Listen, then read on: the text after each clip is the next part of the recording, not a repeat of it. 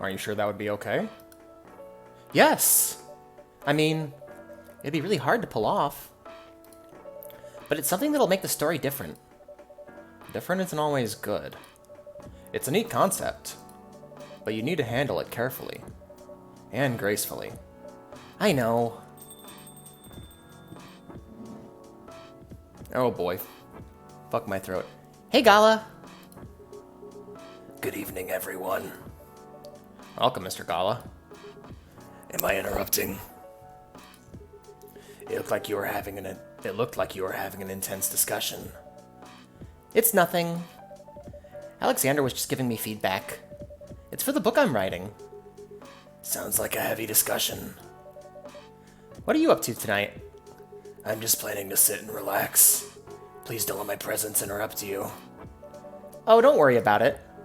Although, I need to interrupt Alexander for a moment. Sure, how can I help you? Can I have a cup of... You remember my remedy? Of course. Do you want to give it a try again? My last order didn't quite hit the spot. Remember, it's tea and ginger. The last thing is definitely a different ingredient from either of those. Okay. Remember, it has tea and ginger. Okay. So we'll start off with tea as the base. We have mint as a new flavor. Let's try tea, ginger, and... should I give it some sort of sweetness? Let's give it some sort of sweetness. Tea, ginger, and honey.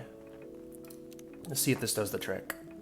But before we do, let's read today's article. The Anxious Boy and His Love Stories on Public Transportation by Freya Fatima, September 28th, 2020. The day was hot, sunny, and humid.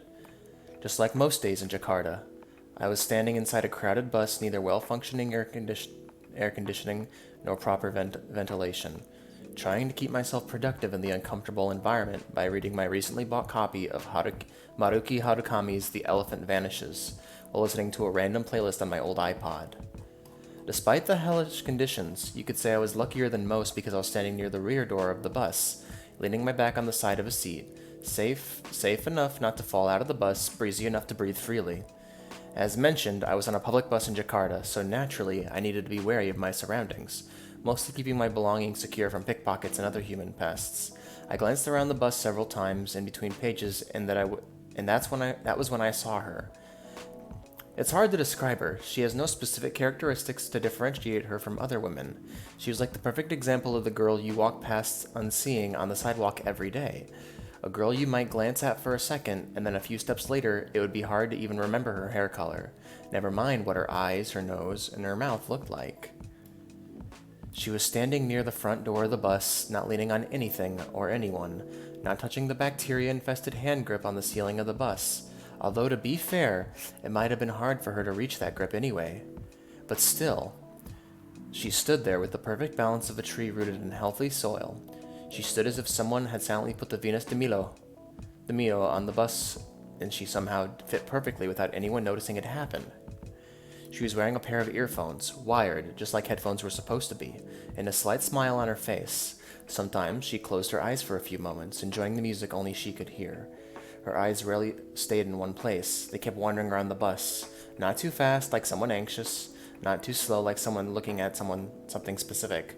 Maybe she's the one, I thought. This isn't the first time a thought like that had crossed my mind. As a hopeless romantic, seeing any woman who piques my interest will immediately trigger a story in my imagination. A story of how I'll approach them, get to know them, with the proviso that they're just as I imagine them to be. Start dating, get married, have kids, grow old in our home, and so on and so on. Random cuties. That's what I call them. Unicorns among horses. The term doesn't apply to any cute girls I see. Of course, it has to be someone special, or at least someone I imagine to be special. The thing is, automatically imagining those stories whenever I happen across a random cutie is not healthy. It puts a toll on my mind and, of course, my heart. It creates a lot of unhealthy expectations before any opportunities even arise. Oh shit. She looks at me. We made eye contact for a brief flash of seconds. I immediately returned to my book.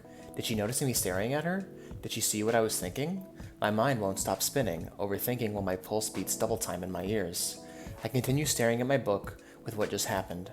I obviously can't read it properly. My eyes were looking at words, but nothing was being processed other than the thoughts of her. I glanced back at her, and she was staring at me. Eye contact more than once. It has to mean something. Should I approach her and introduce myself? Yes. Yes, I should. But what if things go wrong? What's the worst thing that could happen if we introduce ourselves? First, it's a crowded bus, and moving from the rear door to the front will definitely annoy some people. Second, what if we approach her? She becomes annoyed and, oh, come on, you're overthinking. As usual, nothing bad will happen even if she does get annoyed. Don't dismiss me. Nothing bad will happen? Well, she might scream and say I'm a pervert, and then the whole bus will beat me to death. Or, oh, and the worst option. What if we introduce ourselves and it turns out she's not like we imagined her to be? All that time and energy will be wasted in exchange for years of agony. Oh, everything will be fine. Don't worry so much. No matter what happens. Don't worry so much no matter what happens. Second, we have to try something first. No, there's too much risk. The debate's still raging inside my head, and that's when it happens. We make eye contact again, but this time it lasts longer than a few seconds, and then she smiled at me. Just a small curve on those perfectly average, beautiful lips. I quickly returned to my book. See? You have to do something, but... Remember the girl with the violin we saw on the train to Yogyakarta a few years ago? Of course I remember. Exactly. She was just a random person that sat across you on the train. We don't even remember what month it was, and yet we still remember the maroon coat, what she was wearing, the violin case she put in the overhead compartment, her reddish hair in that pixie cut, her... Stop it! That was different! And we might have saved ourselves a lot of embarrassment by not talking to her. The thoughts, the noise, the internal dialogue, it won't stop. I was sweating, but not because of the heat. A cold sweat. This had to stop. Stop! I screamed internally. Everything stopped, and just in time my old iPod randomly shuffled to explosion in the spaces. The only moment we were alone. I cranked up the volume and put my book in my bag and just breathed. Yes, I might lose the chance to meet the one by doing this, but at least, as long as I don't know her, she's perfect. And as far as I know, she might be listening to explosions in the space. As far as I know, she might be a big fan of Harukami and Final Dreams 9. As far as I know, she might be single. As far as I know, she might be the 100% perfect match for me that I believe can't exist if my knowledge of her goes any farther than what I know of right now. Besides, as the old saying goes, if it's meant to be, it will be. The bus stopped in front of the Plaza Seneon and my destination. It was time for me to go. I decided not to look in her direction as I left, knowing that if I looked at her, it would be the last time I ever saw her. That's too hard for a hopeless romantic like me. I left the bus and enjoyed the warm sun and the breeze of fresh air, finally out of that metal Schrodinger's box. That's when it happened. I turned my head to the right, and there she was, standing alone, enjoying the breeze. Now she was free of the roasting metal box that we humans named Bus. She turned her head to the left, showing a glimmer of surprise at seeing me standing there. After all, she smiled. So, if it's meant to be, it will be. I like that one a lot better than the others. It has a clear narrative to it. I also like the one about the kissing cats, because that was funny as hell. I was just really uncomfortable for a good chunk of it. And I wish I wasn't so uncomfortable with the whole story, but I think that's why the joke landed so hard. Is this it? Oh, is it? Nope. This drink doesn't even follow my guidelines. Motherfucker! There was ginger and tea in there. Far from it. Oh my, pardon me for the mistake. Never mind. Anyways, please don't mind me. Continue with your discussion. Don't worry, Mr. Gala. We're done for the night. You're done? I have a lot of new homework thanks to you. You're welcome. You're welcome. Is Hyde coming? No, I'm by myself tonight. It's gonna be a peaceful night then. That's mean, Freya. Oh, come on, I was just joking. He needs to learn how to communicate his thoughts nicely, though. He might not look like it, but he's a very kind person, you know. He doesn't show it, that's for sure. That applies to you as well. Aw, come on. Oh, this guy. It's been a while since I've seen him. Good evening, everyone. Welcome, Mr. Baileys. Heya! How are you doing, Freya? Not good. What's going on? Alexander was just criticizing my story. It's called feedback. It's cruel. It's necessary. Sounds interesting. What's the problem with the story? The story is non-linear and quite complicated. Imagine a choose-your-own-adventure storybook, but for adults. Sounds pretty common so far. But instead of telling you which page to turn to, each decision you make will give you a score. What? That score will determine which page you should go to. That sounds more like a video game than a book. I know, it's not that original. But my target here is the mainstream audience. Huh? With the help of my publisher, this kind of book may go mainstream. Just like that Choose Your Own Adventure show on Netstream. It was nothing new, but because of the marketing and the names involved, it reached the mainstream market. That sounds interesting and highly ambitious, Freya. At least it's simpler than my other idea. Which is? Making the novel not in the form of a book, but in the form of story cards. What? I know, right? As if she has all the time in the world. And that's before even considering the sensitive issue of setting the story in a world where only humans exist. What did you say? No, there's a reason it has to be that way. Just wait until I've finished it, okay? Alright. As Alexander said, though, I won't have the time. Getting a normal pitch approved is already a steep climb. Let's not make the mountain even higher. Fair enough. What's the story about, anyway? You'll have to wait for it. Don't want to spoil all the fun. If you say so. Anyway, I haven't ordered anything. What do you want to drink tonight? Ginger latte, if you know how to make it. Alright. A cafe latte is coffee milk. So would that be coffee ginger milk? Because the milk goes on top. Maybe. Let's give it a shot. Coffee, ginger, milk. Warm, cool, and not bitter. And bitter, sad to say. Let's give it a shot.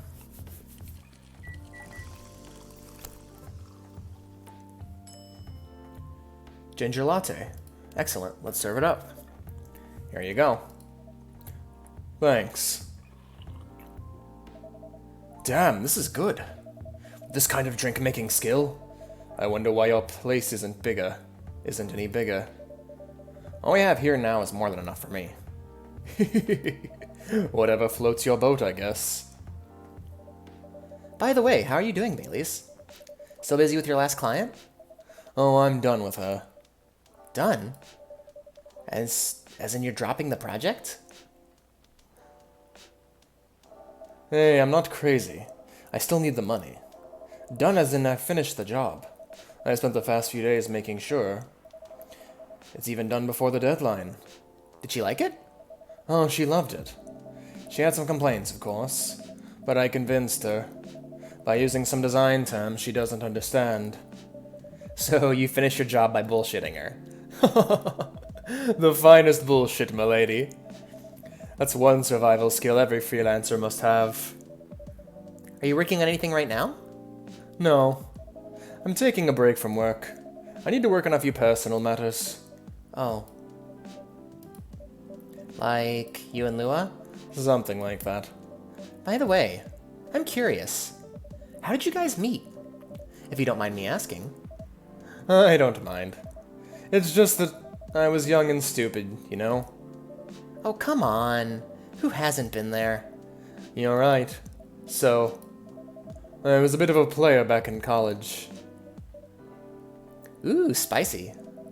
And I was going after my then best friend's girlfriend's friend. Christ, okay. Wait, what? Okay, I'll say it slowly. I used to have a best friend. He was an incubus. Okay. Let's call him Cognac. Cognac had a girlfriend. Still following? And that girl has a friend. The friend is the one I'm after. Ooh, okay. Got it. She was one of the hottest girls there, but everyone knew she wasn't the type of girl you want to date. Why?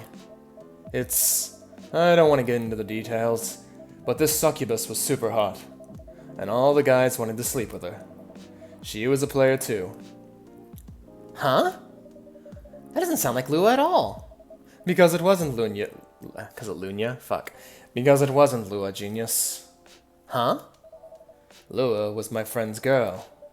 Holy moly. This is getting spicier. The other girl's name was... Let's just call her Rose. Oh dear. Continue. I knew Lua thanks to her relationship with... I knew Lua thanks to her relationship with Cognac. That's a fake name you made up, right? Yes. Now, will you let me continue without interruptions? Okay. So I asked Lua a lot of things about Rose. She knew what I was after. It annoyed her so much, but I kept on bothering her. I mean, I was a pretty active guy back then. So Lua came over to visit us at one point. I lived with Cognac back in college. I had been out, and just got back as Lua arrived. A total coincidence. We went into our place together, and witnessed something surprising. What? Cognac was sleeping with Rose. Holy mother of moly. I saw the look on Lua's face. The disbelief, anger, sadness. And without even thinking about it, I punched Cognac in the face. You what? I got into a fight with him. Oh, I haven't told you. Cognac was a Brazilian jiu-jitsu tutor for kids. He's pretty good. Oh my. Yeah, I landed that one punch, and he beat me to a pulp. Easily.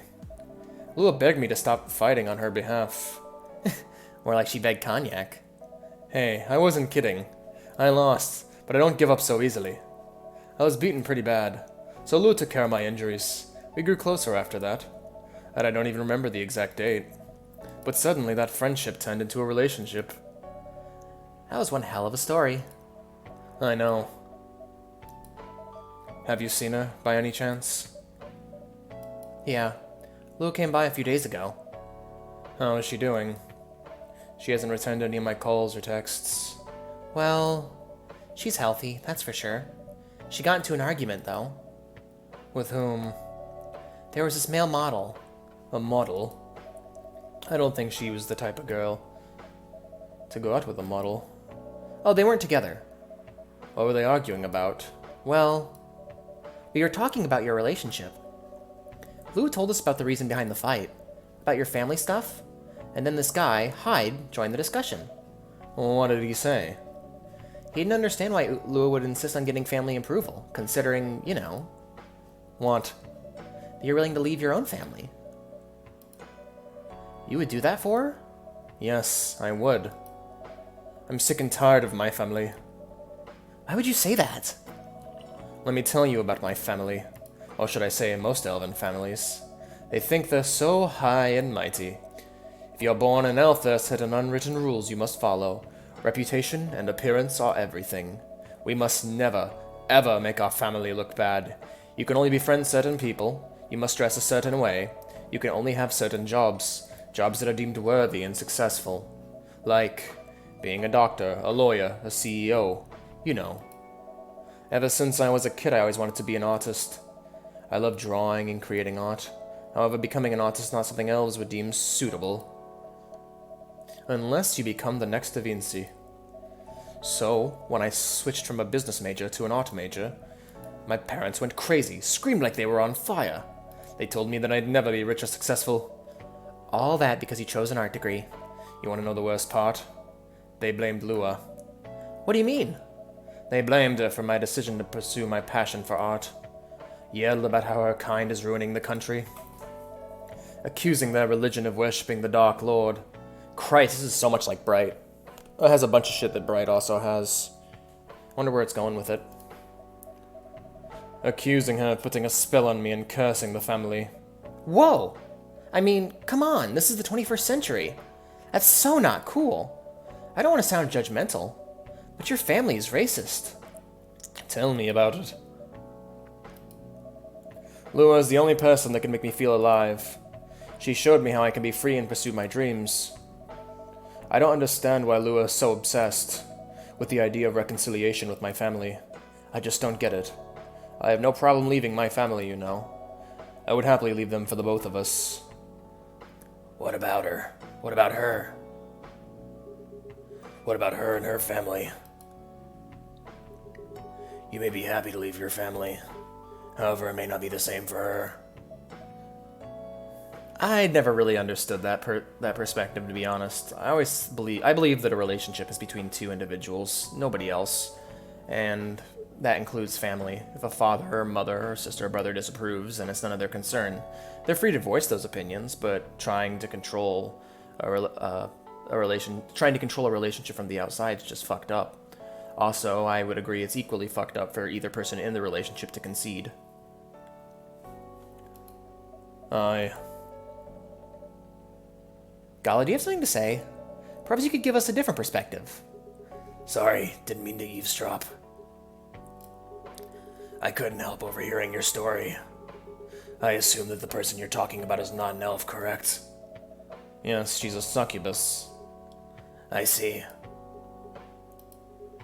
I'm a werewolf.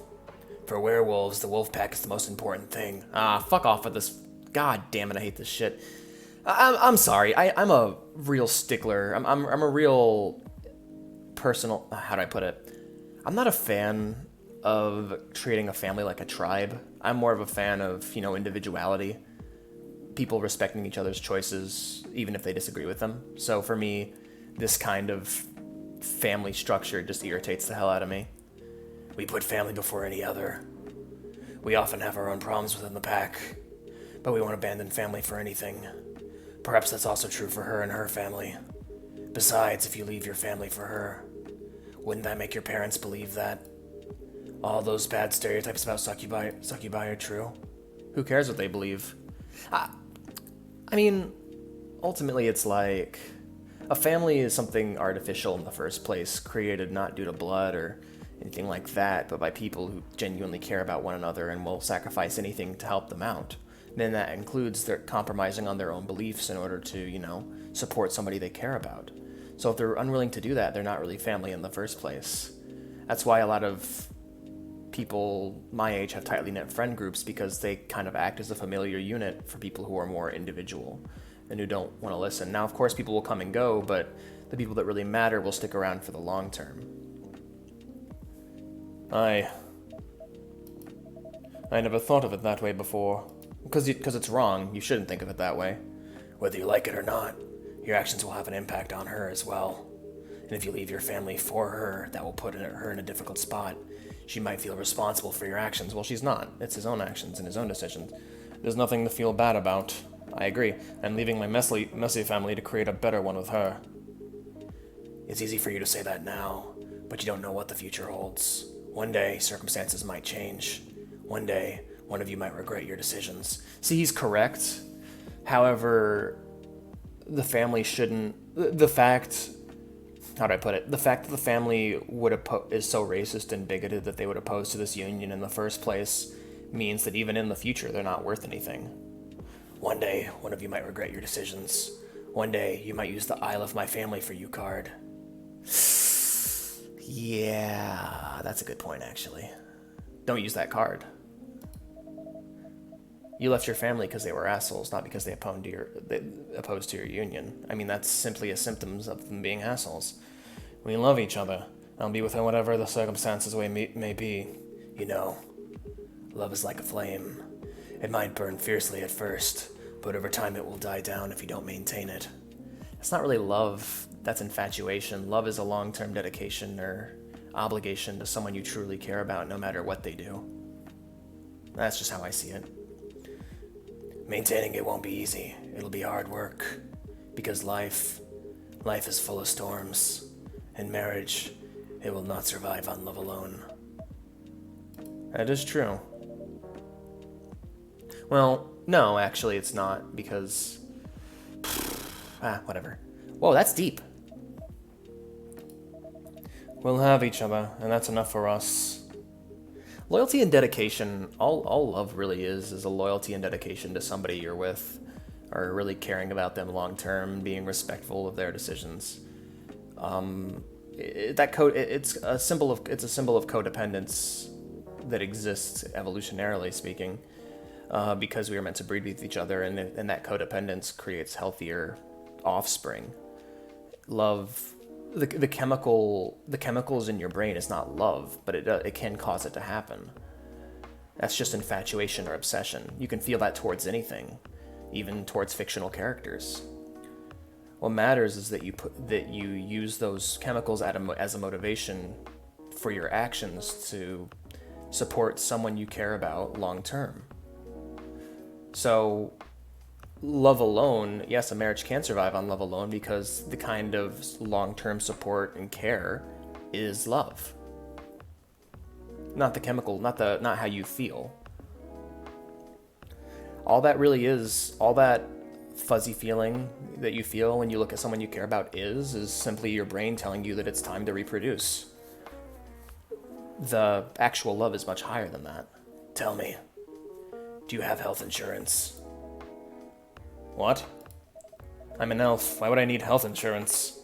You'll need some. What for? Immortality is an elven. Oh, that's right. He loses his immortality. I keep forgetting he loses his immortality if he goes against his family. So there's a reason for him not to. It will literally fuck him up long term. That's a difficult decision. Immortality is an elven privilege, but you'll lose it if your family disowns you. I've seen people go bankrupt because they fell ill or got seriously injured. Emptied their entire life savings for an $8 pill because in this country they charge $20,000 for it. They sure do. And if you decide to have children, they won't have the same privileges you do. There's a high probability that they'll get bullied for being a half-breed. There are consequences. It shouldn't be taken lightly. Think about it. Anyway, I've got to go. I apologize for my intrusion. No, thank you for your insight. I've got to go too. Wanna head out together? Sure. Thanks for the drink, Alexander. And Freya. Bye. I really like Bailey's. Like, I thought he was an asshole at first because he really comes across as it, and the voice I've given him is very snobbish. But, like, he's really cool. I like him a lot. What? You made me lose 2 customers in a minute. Hey, that wasn't on me. They were leaving anyway. Are you going to write that in your book? It's a secret. If your book is based off this coffee shop, how can you present a story like theirs in a world where there are only humans around? I'm not sure. I am. Let's check our Toma Dutchill and Brewpad. Hey, Bailey's got a new update. Favorite things? Punk. Been listening to Pumpkin Spice since I was a wee lad. What I'm doing with my life? Oh, Pumpkin Spice fan is the name of a group in this world. Okay. What I'm doing with my life. Escaping bloodlines, experiencing life one color at a time. One day I will have my own solo exhibition. Hell yeah, man, go for it. Hate that profile picture, though. For personal reasons, my ex actually has that same style of profile picture. I'm not sure. Perhaps a hot drink will give you some inspiration. Sounds like a great idea. Well, I could have gotten her some espresso. The Grinch. Green, spicy, and not everyone's cup of tea. It also seems to have an egg cracked into it. That's delightful. Fuck, I love this. Oh, God, I love the aesthetic of this game. It's so nice. I hope Claire de Lune plays today. Tuesday, September 29th, 2020.